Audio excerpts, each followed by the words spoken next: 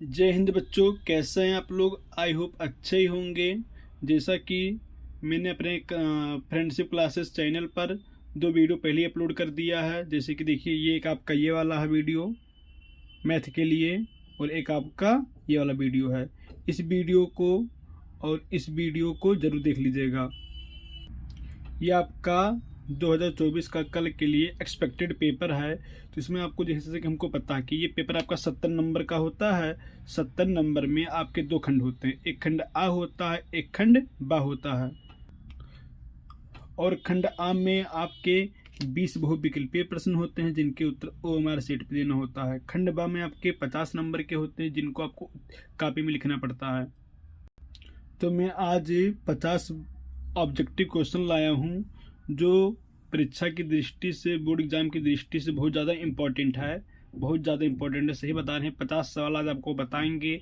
50 सवाल में से आपका सही बता रहे हैं 10 से 12 नंबर जरूर फंसेगा, पूरा गारंटी दे रहे हैं। कल आप लोग देख लीजिएगा, मेरा वीडियो मिला लीजिएगा। तो देखेंगे, वीडियो की शुरुआत करेंगे। तो इसमें देखिए, आपका पहला विकल्प है, बोला है 9 sec स्क्वायर ए माइनस 9 10 स्क्वायर ए का मान क्या होगा। तो देखिए, ये सवाल आपका है 9 sec स्क्वायर ए माइनस 9 10 स्क्वायर ए। तो देखिए, 9 को मैंने 9 लिखा, और हम जानते हैं सेक स्क्वायर ए का फार्मूला होता है, सेक स्क्वायर ए का फार्मूला होता है 1 + 10 स्क्वायर ए। तो जहाँ सेक स्क्वायर ए लिखा था वहाँ मैंने क्या लिख दिया, 1 + 10 स्क्वायर ए। इसको मैंने उतार दिया। नो किम नो का गुणा इसमें करेंगे, नो 10 स्क्वायर हो जाएगा, ये पहले से आपका है। तो ये और ये आपके कैंसिल हो जाएंगे। तो इसका आंसर कितना हो जाएगा, 9। यानी इसका ऑप्शन कौन सा सही है, सी वाला आपका ये सही है। ये सवाल बोर्ड एग्जाम में कई बार पूछा है।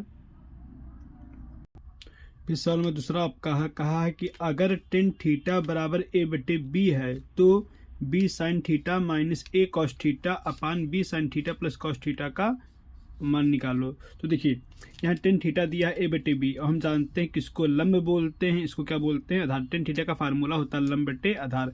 तो भाई लंब पता है, आधार पता है, पाइथागोरस प्रमेय से आप निकाल सकते हैं कड़। तो होता है कड़ स्क्वायर बराबर लंब स्क्वायर प्लस आधार स्क्वायर।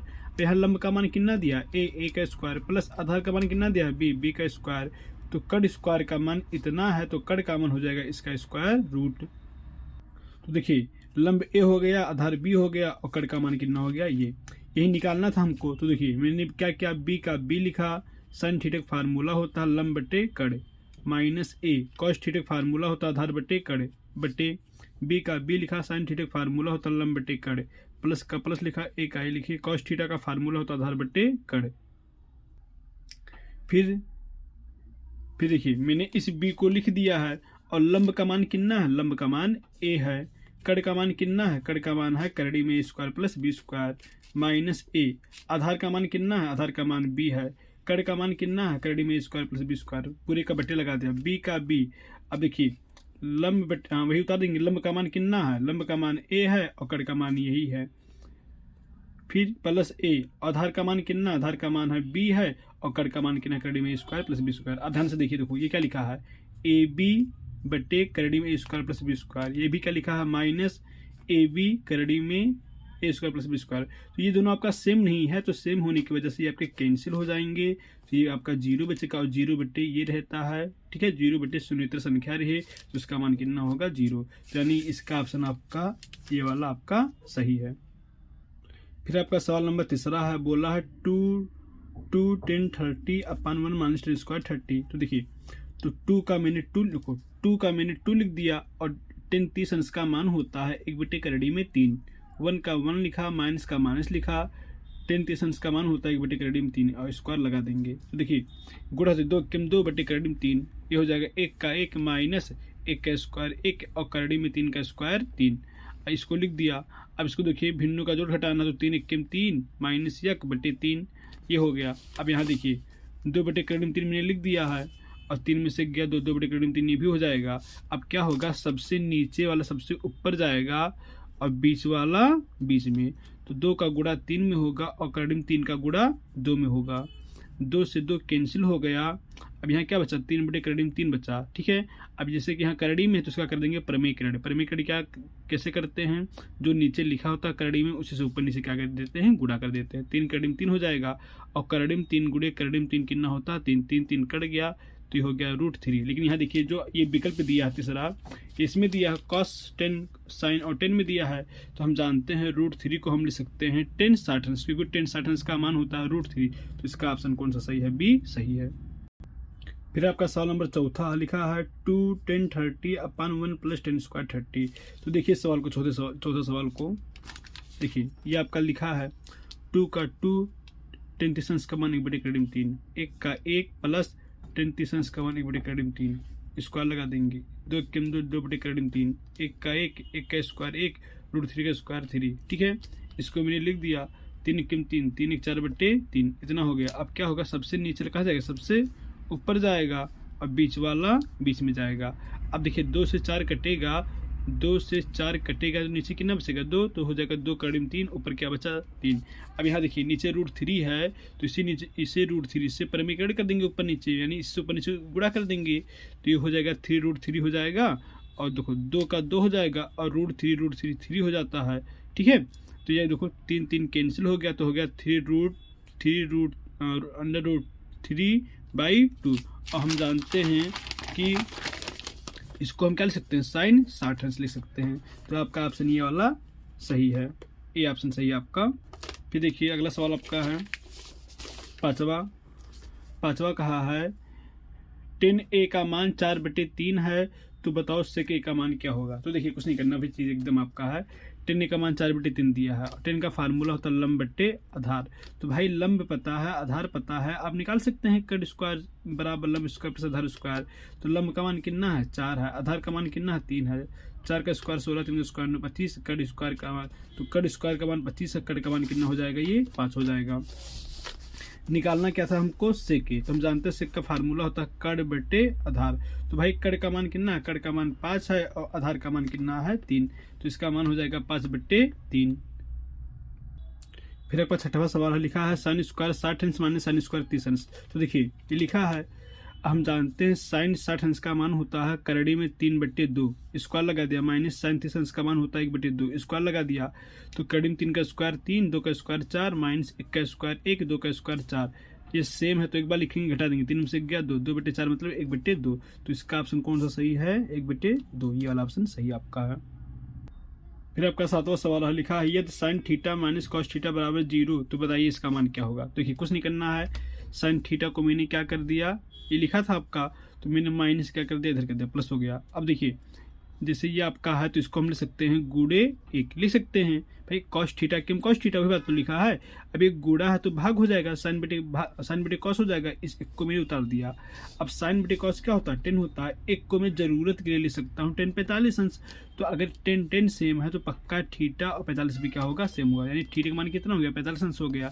हमको इसका मान निकालना है, तो देखिए इसका मान निकालना था, तो साइन का साइन लिखिए, थीटा का मान 45 अंश है, पावरफुल लगा दिया, कॉस का कॉस लिखा, थीटा का मान 45 है, पावरफुल लगा दिया, साइन 45 का मान होता है 1/√2, पावरफुल लगा दिया, प्लस कॉस 45 का मान होता है 1/√2, पावरफुल लगा दिया।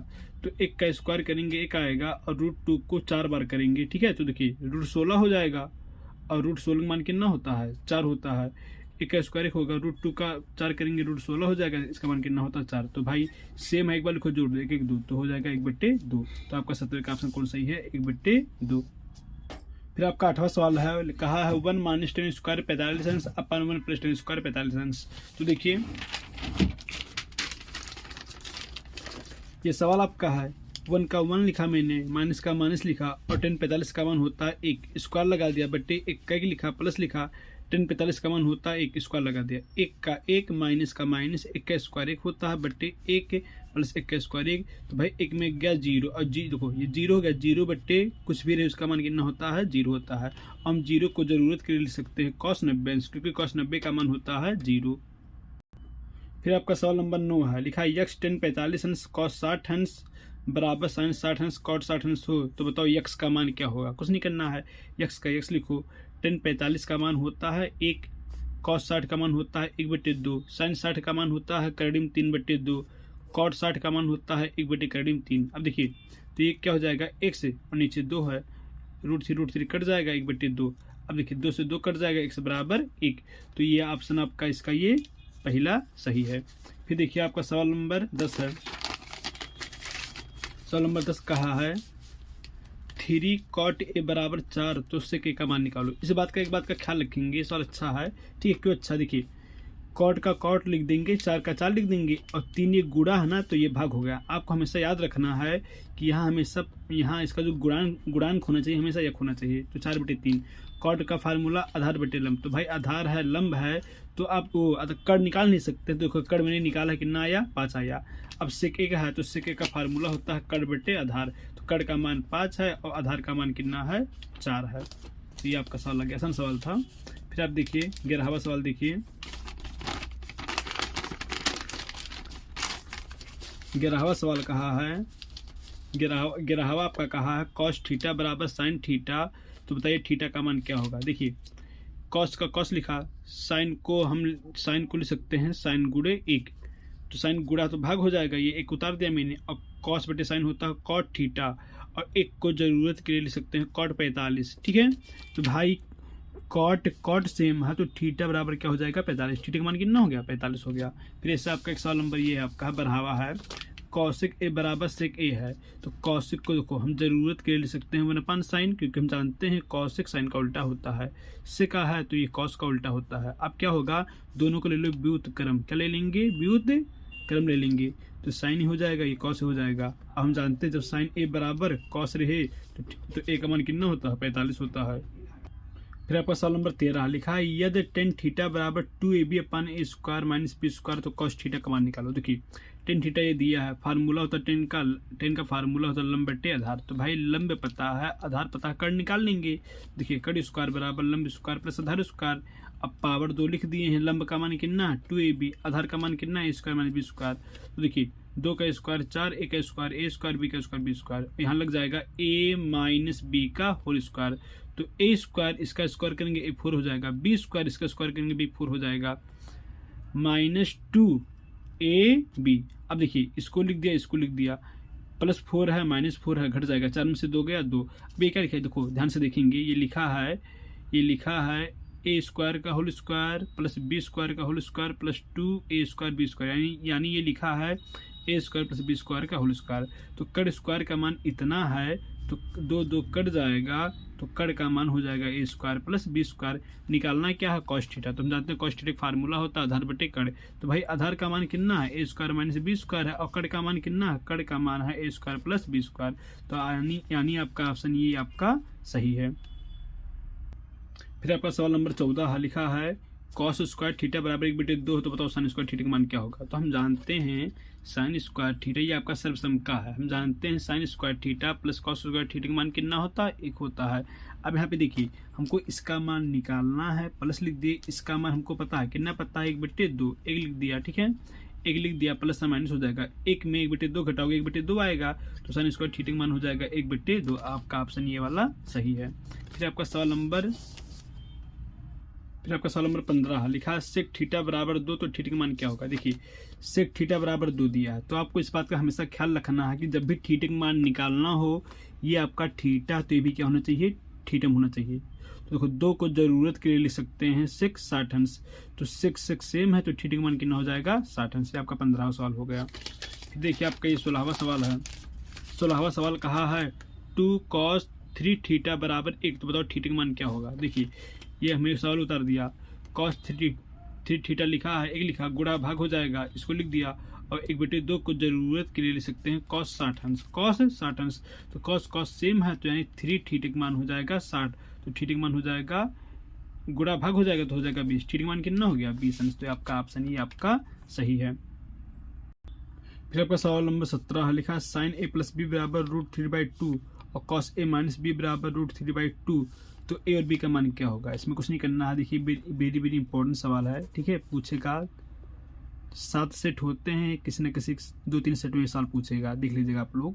तो देखिए साइन a प्लस बी लिख दिए हैं, √3/2 लिख दिए हैं, cos a माइनस बी लिख दिए हैं, √3/2 लिख दिए हैं।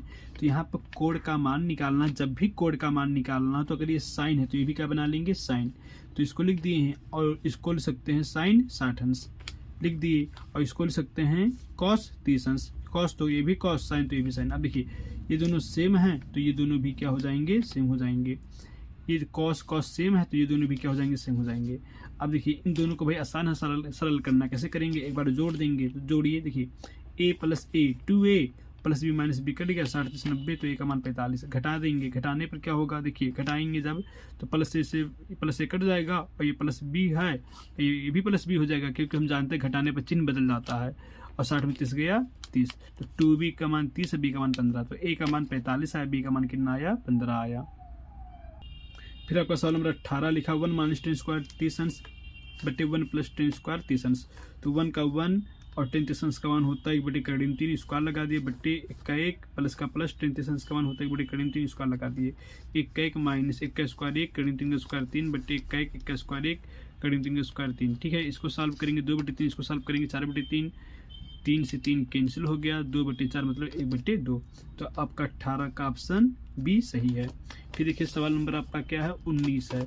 सवाल नंबर 19 में आपका क्या है, 19 कहा है कि अगर कोड ए का मान 30 अंश हो तो उसका मान क्या होगा, कुछ नहीं करना, देखिए 1 का 1 लिखिए, प्लस का प्लस लिखिए, और जहाँ ए लिखा वहाँ की ना लिख देंगे, 30 अंश लिख देंगे, 10 स्क्वायर 30 अंश बटे 1 का 1 प्लस, और जहाँ कॉट लिखा कॉट लिख दिए, जहाँ ए लिखा वहाँ का लिख दिए 30 अंश लिख दिए। ठीक है, 1 का 1 और 10 30 का मान होता है 1 बटे करीब 3 स्क्वायर बटे 1 का 1 कॉट 30 का मान होता है करीब 3 स्क्वायर। ठीक है, तो 1 का 1 का स्क्वायर 1 √3 का स्क्वायर 3 1 का 1 √3 का स्क्वायर 3, अभी हो जाएगा 4 बटे 3, ये हो जाएगा 4। अब देखिए इसको ज़रूरत के लिए ले सकते हैं 4 बटे 1, अब क्या होगा 4 से 4 कैंसिल हो गया, सबसे ऊपर जाएगा तो 1 बटे 3, तो यानी इसका ऑप्शन कौन सा सही है, 1 बटे 3। फिर आपका सवाल नंबर 20 है, कहा किसी त्रिभुज ABC में कोण C का मान 90 अंश है, 10a बराबर 1 बटे करीब 3 है, तो बताओ इसका मान क्या होगा। तो देखिए 10a का मान कितना दिया, 1 बटे करीब 3 दिया है, और हम यहाँ से क्या कर रहे हैं, ए का मान निकालें, कैसे निकलेगा, देखो ये 10a है और इसको लिख सकते हैं 10 30 अंश, तो भाई ए का मान कितना आया, 30 अंश आया। अब देखो जैसे कि कहा है किसी त्रिभुज में बोल दिया, तुम जानते हैं त्रिभुज में तीनों कोण 180 होता है, तो देखिए a प्लस बी प्लस सी 180 आएगा, ए का मान कितना है 30 है, और बी का मान नहीं पता है, और सी का मान 90 अंश बोला है, तो 90 अंश लिख दिए हैं, 120 तो ये 120 आया, उधर घटेगा तो 60 हो जाएगा, तो बी का मान कितना हुआ 60 हुआ, हमको इसी का मान निकालना है। साइन का साइन, ए का मान कितना है 30 है, कॉस का कॉस, बी का मान कितना 60 है, प्लस कॉस का कॉस, ए का मान कितना है, ए का मान 30 है, साइन का साइन, बी का मान कितना 60 है, साइन 30 अंश का मान होता है 1 बटे 2, कॉस 60 अंश का मान होता है 1 बटे 2, प्लस का प्लस कॉस 30 अंश का मान होता है करड़ी में 3 बटे 2, साइन 60 का मान होता है करड़ी में 3 बटे 2, तो एक एक के में 1 2 दूनी 4, ये हो गया प्लस, और इसका गुणा करेंगे 3 हो जाएगा, ये 4 हो जाएगा, तो भाई ये सेम है, एक बार लिखो जोड़ दो, तो 4 बटे 4 मतलब 1 हो गया, तो यानी 20वें का ऑप्शन कौन सा सही है, ये वाला ऑप्शन आपका सही है। फिर आपका देखिए सवाल नंबर 21 कहा एक मीनार की ऊंचाई 20 मीटर है, जमीन पर बनने वाली इसकी छाया की लंबाई 20 करीब 3 मीटर है, तो बताइए सूरज का उन्नयन कोण क्या होगा। तो देखिए कहा है मीनार की ऊंचाई कितनी है, 20 मीटर है, और जमीन पर बनने वाली इसकी छाया, तो भाई ये आपका क्या है, मीनार है, छाया आपका यहाँ बनेगा, तो कहा है देखो मीनार ऊंचाई तो 20 है और छाया की लंबाई कितनी है 20 करीब 3 है, तो कहा है सूरज का उन्नयन कोण बताओ, तो यही मैंने भाई ये यहीं से सूरज को देख रहा है तो ये उन्नयन कोण बन गया, तो थीटा निकालना, कुछ नहीं करना। देखिए ये भाई ये इस कोण के लिए लंब है, ये आधार है, तो लंब और आधार में 10 का संबंध, तो 10 थीटा बराबर लंब बटे आधार होता है, 10 थीटा मैंने लिख दिया, ये क्या है लंब है 20, आधार क्या है 20 करीब 3 है, 20 से 20 कट जाएगा, 1 बटे करीब 3 बचेगा, जरूरत के लिए इसको निकाल सकते हैं 10 30 अंश, 10 से 10 खत्म हो गया, थीटा का मान कितना हो गया 30 अंश। फिर आपका देखिए सवाल नंबर 22 उसी तरह है, कहा है किसी पेड़ की छाया, एक पेड़ मान लो है, ये छाया है, तो किसी पेड़ की छाया ऊंचाई की कितनी है √3 गुनी है, तो अगर ये एच है तो ये √3 हो जाएगा, भाई गुनी है ना। अब का उन्नयन कोण बताओ, तो ये थीटा हो जाएगा, 10 थीटा बराबर ये लंब और ये आधार, एच एस कट गया, 1 बटे करीब 3 आया।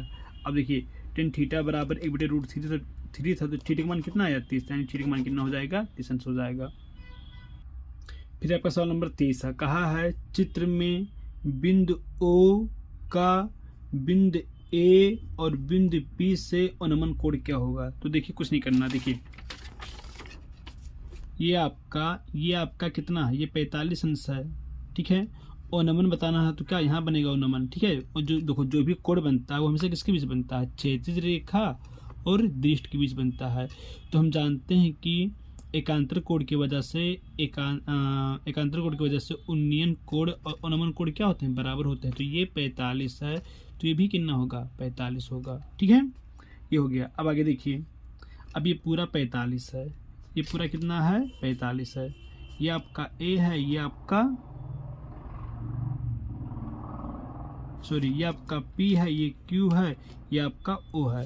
तो ये 60 है, ये 90 है, तो ये आपका 30 नहीं होगा। तो यानी इतना कोण आपका कितना होगा, 30 होगा। तो देखिए ये 30 है, तो ये भी कितना होगा, 30 होगा। हम जानते हैं कि उन्नयन कोण और नमन कोण हमेशा बराबर होते हैं। तो ये कितना हो जाएगा, 30। ठीक है, तो ए के लिए 45 और पी के लिए 30। तो इसका ऑप्शन हो जाएगा 45 का 30, 45 का 30। अब आगे देखिए 24वां सवाल क्या कहा है 1 + 10 स्क्वायर ए बटे 1 + cot स्क्वायर ए किसके बराबर है। तो देखिए हम जानते हैं कि ये फार्मूला होता है सेक स्क्वायर ए का, ये फार्मूला होता है कॉस स्क्वायर ए का। सेक को ज़रूरत के लिए लिख सकते हैं 1 cos स्क्वायर ए, कॉस को ज़रूरत के लिए लिख सकते हैं 1 sin स्क्वायर ए, और सबसे नीचे वाला सबसे ऊपर जाएगा तो sin square cos square sin बटे cos tan हो जाता है। आगे चलने से पहले एक कुछ चीज़ देखेंगे। देखिए तो जैसे कि हम जानते हैं कि ये आपका केंद्र है, ये आपका त्रिज्या है, ये आपका स्पर्श रेखा है। ठीक है, तो हम ये भी आपका स्पर्श रेखा है। तो हम जानते हैं, देखिए त्रिज्या और स्पर्श रेखा 90 अंश होता है। ठीक है, ये भी 90 अंश होता है। अब एक बात का ख्याल रखेंगे, इस पर सवाल क्या पूछता है, देखो क्या करता है। अब इस बात का ख्याल रखेंगे कि हमेशा इस कोण को और इस कोण को इस पूरे कोण को जोड़ेंगे तो हमेशा 180 आएगा। हमेशा कितना आएगा, 180 आएगा। इस कोण को जोड़ेंगे हमेशा कितना आएगा, 180 आएगा। जैसे मान लो कह दे कि ये बताओ ये 100 अंश है तो कितना होगा, 80 होगा। कह दे कि ये 70 है तो कितना होगा, 110 होगा। अब देखो एक चीज़ और देखेंगे, अगर देखिए अगर ये स्पर्श रेखा है और इसके केंद्र को बाह्य बिंदु से मिला दिया जाए तो हमेशा ये कोण और ये कोण क्या होंगे, बराबर। जैसे मान लीजिए ये अगर ये 30 है तो ये भी कितना रहेगा, 30 रहेगा। ठीक है, अगर ये 60 है तो ये भी कितना रहेगा, 60। ये दोनों हमेशा बराबर होंगे, ये दोनों हमेशा क्या होंगे, बराबर होंगे। इस बात का ख्याल रखेंगे और साथ ही इस बात का ख्याल रखेंगे कि इन दोनों को जोड़ने पर इस पूरे को जोड़ने पर हमेशा कितना आएगा, 180 आएगा। दो बातों का ख्याल रखेंगे, आगे बढ़ेंगे। अब सवाल नंबर 25 आपका कहा है कि अगर एक बिंदु P से O केंद्र वाले किसी वृत्त पर PA PB दो स्पर्श रेखा खींची जाए और स्पर्श रेखाएं परस्पर 180 अंश के कोण पे झुकी है, 80 अंश के कोण पे झुकी है, तो बताओ कोण POA क्या होगा। तो देखिए पहले चीज देखेंगे, देखो क्या कहा, पहले देखो कहा है कि यदि एक बिंदु P से O केंद्र वाले वृत्त पर PA और PB दो स्पर्श रेखाएं हैं और कहा कि जो इनके भी जो झुकाव 80 अंश का है, तो कहा है कोण POA बताओ, कोण POA बताया, हमको इस कोण को बताना है। तो देखिए ध्यान से देखिए, पहले देखिए ये आपका 80 है और मैं अभी भी बताया हूँ कि हमेशा इनको और इनको जोड़ेंगे कितना आएगा, 180 आएगा। ठीक है, तो ये 80 है तो ये कितना हो जाएगा आपका 100, ये पूरा कितना हो जाएगा 100। मैं ये भी बताया हूँ कि अगर इसको मिलाया जाए तो ये पूरा आपका 100, अगर 100 है तो ये भी 50 हो जाएगा, ये भी क्या हो जाएगा 50। यानी इसका ऑप्शन कोण POA कितना हो जाएगा, 50 अंश। यानी ऑप्शन आप इसका ए सही है। फिर आपका सवाल नंबर 26 है, कहा एक बाह्य बिंदु से एक वृत्त पर कितनी स्पर्श रेखा खींच सकते हैं। तो याद रखेंगे हमेशा 2, बाह्य बिंदु से हमेशा 2 स्पर्श रेखा खींच सकते हैं। ठीक है, फिर आपका कहा है वृत्त पर स्थित किसी बिंदु से कितनी स्पर्श रेखा खींची जा सकती है। तो याद रखेंगे खाली एक। ठीक है, फिर आपका देखिए सवाल नंबर 28 क्या कहा है। सवाल नंबर 28 कहा है 3 सेंटीमीटर और 5 सेंटीमीटर त्रिज्या के दो समकेंद्रित वृत्त हैं। बाह्य वृत्त की एक जीवा AB जो अंतर वृत्त को बिंदु P पर स्पर्श करती है। बताओ कि जीवा AB की लंबाई क्या होगी। देखिए क्या कहा है 3 सेंटीमीटर और 5 सेंटीमीटर त्रिज्या के क्या हैं, दो समकेंद्रित वृत्त हैं। समकेंद्रित वृत्त मतलब यही होता है ऐसे सभी वृत्त जिसका केंद्र एक ही हो, क्या कहलाता है, समकेंद्रित वृत्त। अब कहा है कि बाहरी वृत्त की एक जीवा, देखो ये क्या है, बाहरी वृत्त है, इसकी एक जीवा क्या है AB है। ए बी है जो अंतःवृत्त को क्या कर रहा है, अंतःवृत्त को बिंदु पी पे स्पर्श कर रहा है। तो कहा है इसकी क्या बताओ, लंबाई बताओ। तो देखिए ये त्रिज्या, अंदर वाली वृत्त की त्रिज्या 3 है और बाहर वाली त्रिज्या कितनी है, 5 है। तो एक बात जानेंगे, देखो वृत्त हम जानते हैं कि देखो ये इसके लिए क्या है, स्पर्श रेखा है। तो स्पर्श रेखा और त्रिज्या लंब होते हैं। तो ये 3 है, ये 5 है, निकाल ही लेंगे। तो देखो मैंने निकाला है, ये 90 अंश, तो ये कड़ होगा, कड़ स्क्वायर बराबर लंब स्क्वायर प्लस आधार स्क्वायर। तो कितना आया, 4 आया। ठीक है, अब हम ये भी जानते हैं कि बाह्य बिंदु से हम जानते हैं केंद्र से जीवा पर डाला गया लंब जीवा को क्या करता है, समद्विभाजित करता है, यानी ये दोनों क्या हो जाएंगे, बराबर हो जाएंगे। तो आपका ये ए पी वाला पी बी क्या हो जाएगा, बराबर हो जाएगा। हमको निकालना क्या था, हमको निकालना था ए बी। तो भाई ए बी में क्या है, ए पी है और क्या है, पी बी है। तो ए पी का मान 4 है, पी बी का मान 4, 4 4 8। तो ए बी में कितना हो गया आपका, 8 हो गया। फिर सवाल नंबर 29 क्या कहा है, चित्र में कोण पी ओ क्यू 110 है, तो कोण पी टी क्यू बताओ। तभी अभी मैं बताया हूँ कि भाई इन दोनों को जोड़ने पे 180 आएगा। तो 180 में क्या जोड़ दो, 180 हो जाए तो 70। ठीक है, इसका ऑप्शन क्या सही है, ये वाला ऑप्शन सही है। ठीक है, फिर आपका सवाल नंबर 30 है, क्या कहा है, 5 सेंटीमीटर त्रिज्या वाले एक वृत्त के बिंदु P पर स्पर्श रेखा PQ केंद्र O से जाने वाली एक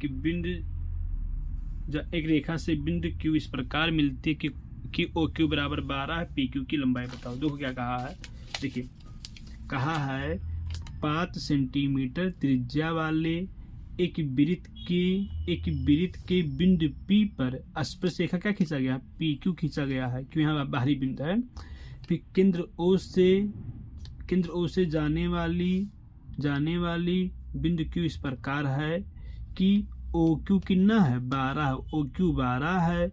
तो कहा है क्या बताओ, PQ बताओ। तो हम जानते हैं देखो कि ये आपका क्या है, त्रिज्या है, ये स्पर्श रेखा, ये 90 अंश होगा। जब ये 90 अंश होगा तो ये क्या होगा, आपका कड़ होगा। ये क्या होगा, ये कड़ हो गया, तो मान लो ये लंब हो गया, तो ये क्या हो गया, आधार हो गया। तो निकाल नहीं सकते हैं पाइथागोरस प्रमेय से, कड़ स्क्वायर 12 का स्क्वायर बराबर लंब स्क्वायर 5 का स्क्वायर प्लस आधार स्क्वायर, गुणा भाग कर लेंगे, कड़ी में 119 का ऑप्शन ये सी सही है आपका। फिर आपका देखिए सवाल नंबर 31 है, कहा है चित्र में ओ केंद्र वाले एक वृत्त की PQ क्या है, जीवा है, और PT क्या है, हमारा स्पर्श रेखा है। कोण QPT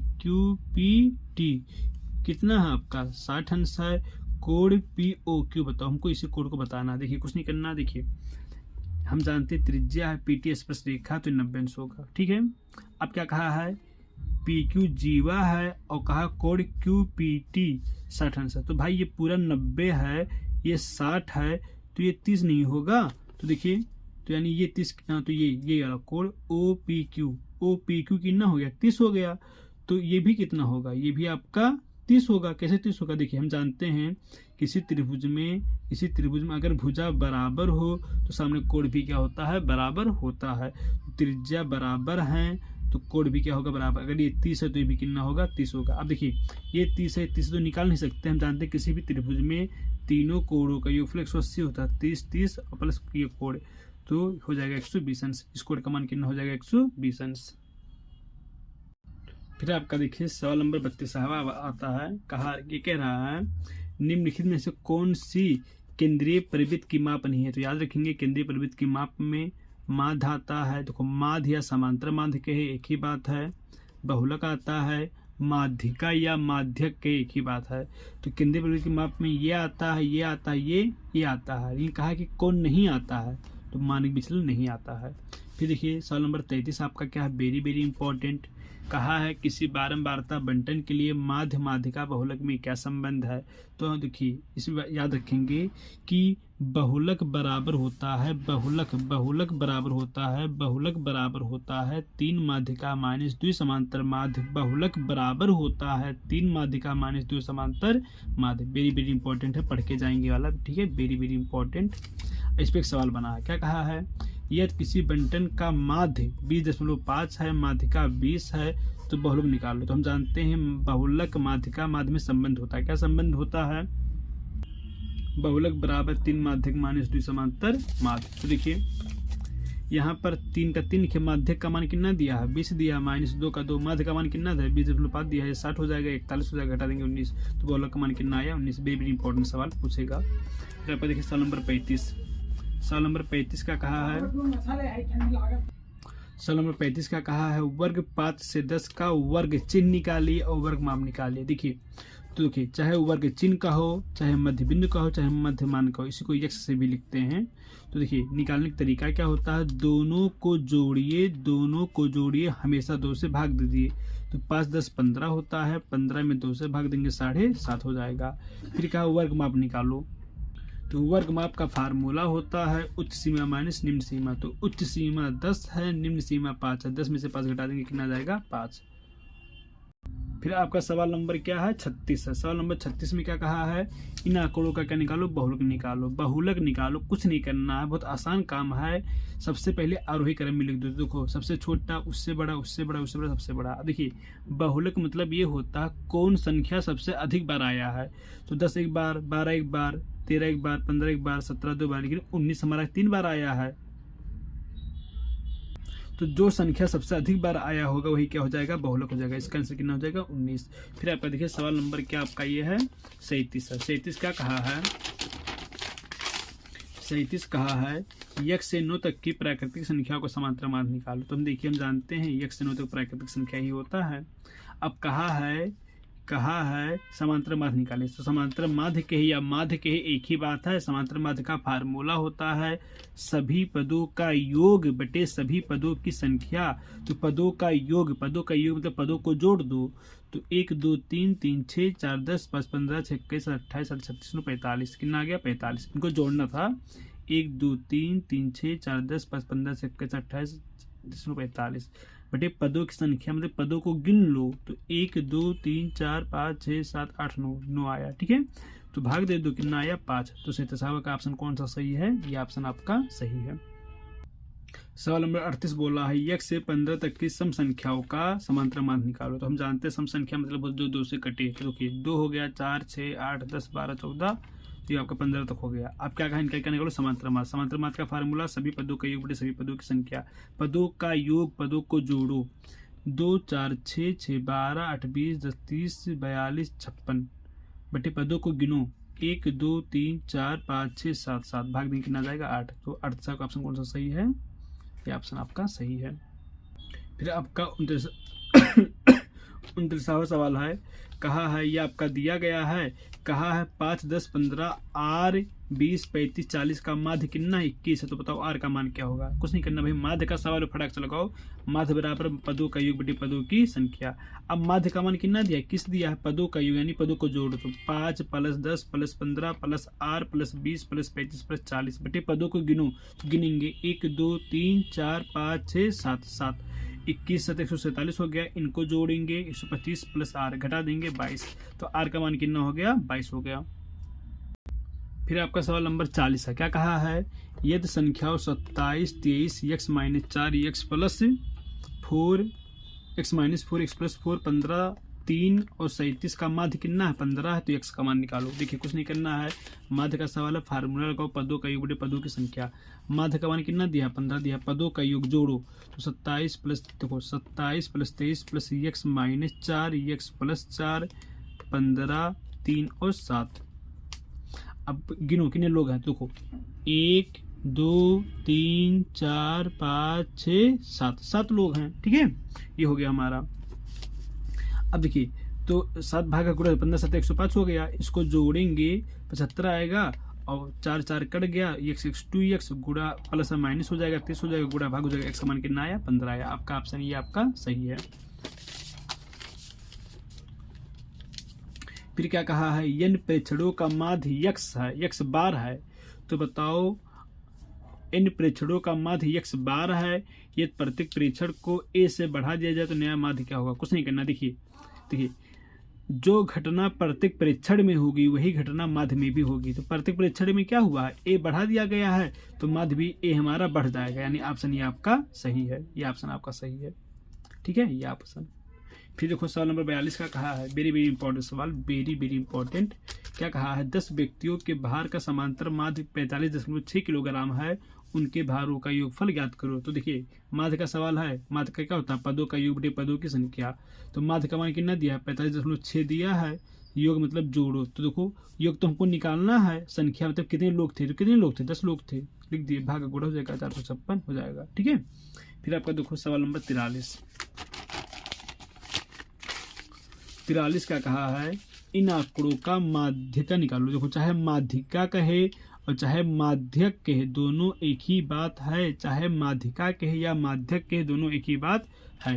तो देखिए, तो मैंने इसको क्या कर दिया, इसको मैंने पहले आरोही क्रम में लिख देंगे, जब भी माध्यिका का सवाल आएगा आरोही क्रम में लिख देना। ठीक है, तो 6 सबसे छोटा, सबसे उससे बड़ा, उससे बड़ा, उससे बड़ा लिख दिया। ठीक है, अब माध्यिका मतलब होता है जो बीचों बीच में हो, तो बीचों बीच में कौन है, 8 है, तो माध्यिका कितना हो गया, 8 हो गया। ठीक है, तो याद रखेंगे, देखिए अगर पदों की संख्या विषम है तो बीच में खाली एक लोग होंगे और वही क्या होगा, हमारा माध्यिका होगा।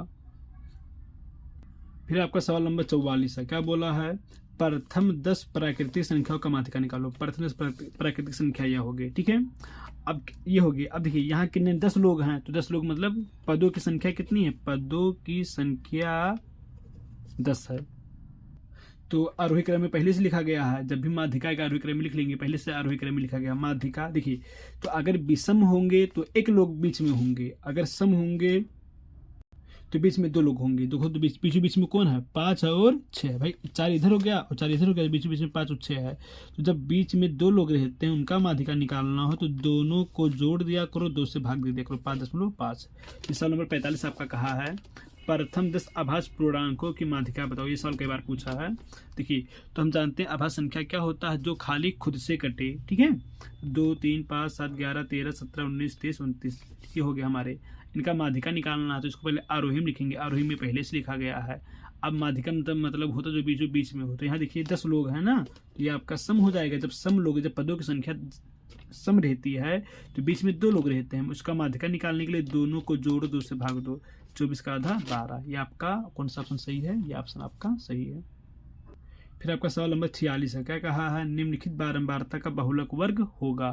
तो देखिए बहुलक वर्ग मतलब क्या होता है, जिस वर्ग की बारंबारता सबसे अधिक हो बहुलक वर्ग कहलाएगा। तो देखो सबसे अधिक कौन है, 5 7 9 17 12 10, सबसे अधिक क्या है, 17 है, सबसे अधिक 17 है। तो ये 12, तो इसके सामने वाला जो वर्ग होगा वही क्या होगा, बहुलक वर्ग। तो यानी इसका ऑप्शन क्या सही है, 12 से 16 सही है। यहाँ जो सबसे ज्यादा होगा उसके सामने वाला वर्ग क्या होगा, बहुलक वर्ग होगा। बहुलक वर्ग, बहुलक नहीं पूछा, बहुलक वर्ग पूछा, 12 से 16 इसका आंसर हो गया। सवाल नंबर 47 आपका है, कहा है निम्न बंटन का माध्यिका वर्ग निकालो। भाई माध्यिका का सवाल है, संचय बारंबारता निकालना पड़ेगा।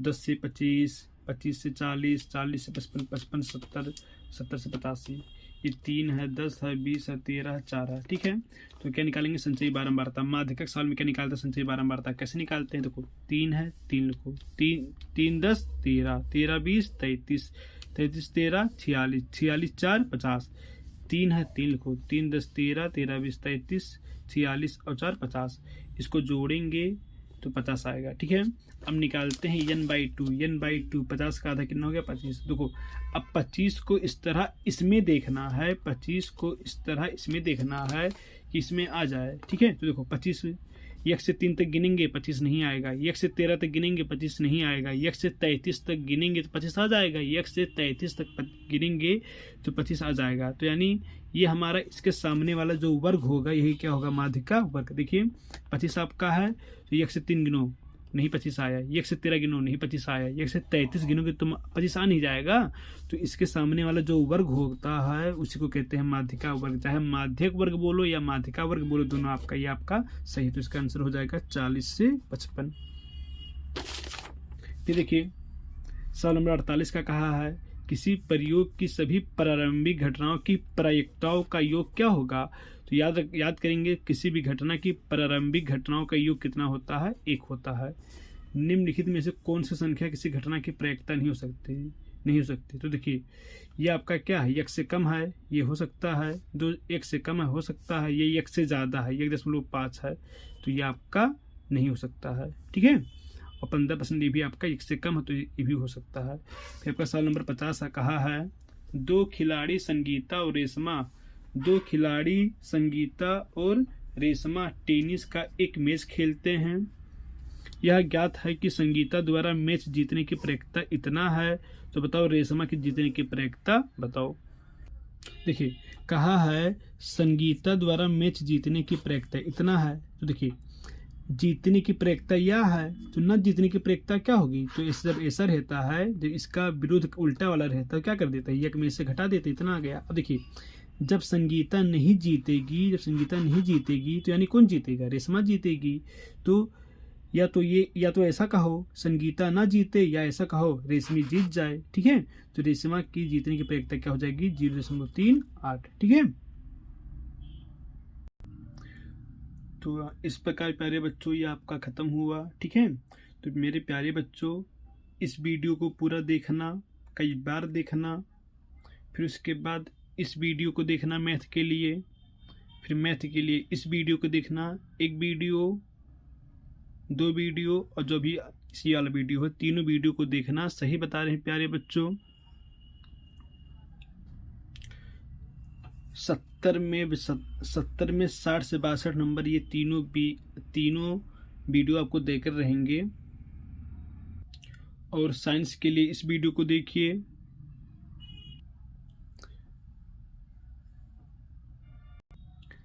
फ्रेंडशिप क्लासेस को सब्सक्राइब, कमेंट, शेयर, लाइक करना ना भूलें। Thank you.